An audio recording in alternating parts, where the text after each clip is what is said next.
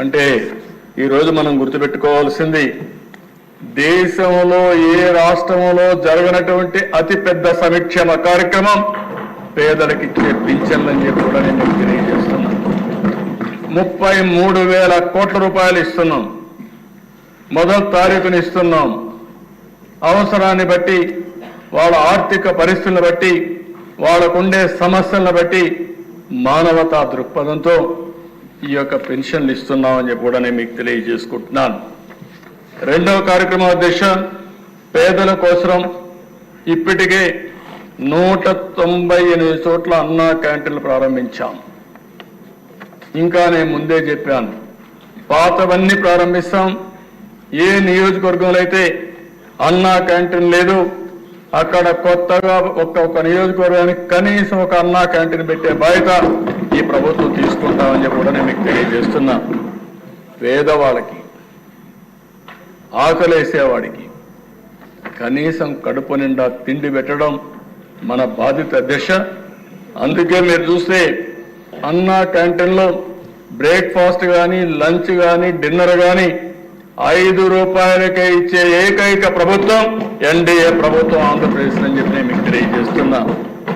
ఇప్పటికి మూడు పూట్ల చూస్తే 1,18,81,765 మంది అన్నా క్యాంటీన్లో భోంచేశారు అధ్యక్ష.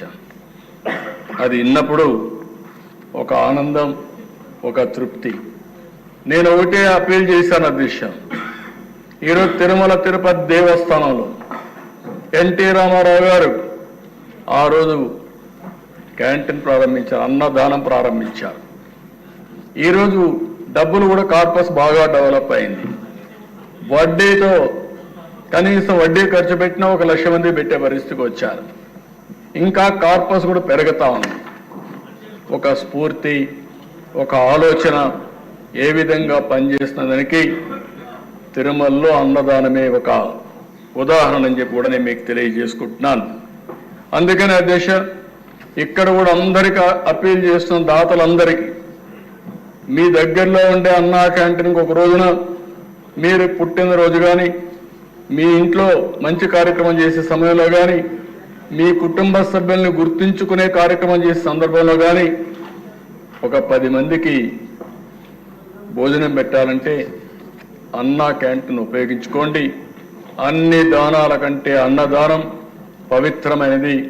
ఈ కార్యక్రమానికి నాంది పలికి డబ్బులు పెట్టడానికి ప్రభుత్వానికి కష్టం కాదు అధ్యక్ష. నేను సమాజంలో కూడా స్ఫూర్తిని ప్రమోట్ చేయాలనుకుంటున్నాను, స్ఫూర్తిదాయకంగా ముందుకు పోవాలనుకుంటున్నాను. మొన్న విజయవాడలో వరదలు